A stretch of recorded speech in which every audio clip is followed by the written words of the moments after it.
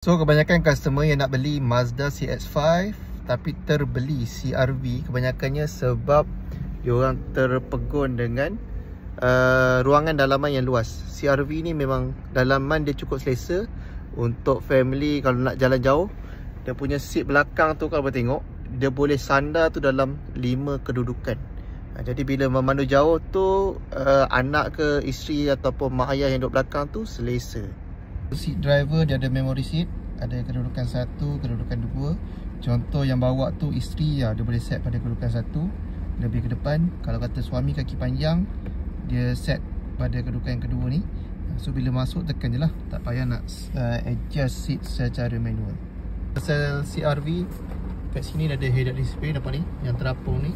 So bila memandu kita boleh fokus pada pemanduan. Meter tu kita boleh tengok depan, tak payah nak jebak-jebak kat bawah lah. Lagi satu, CR-V ni soundproof dia best. Kalau korang bawa memandu ke bawa jauh-jauh, memang tak dengar ke sekeliling tu, memang kurang lah dia punya. Sekarang CR-V rebate sehingga RM20,000 untuk bulan Disember 2025 ni.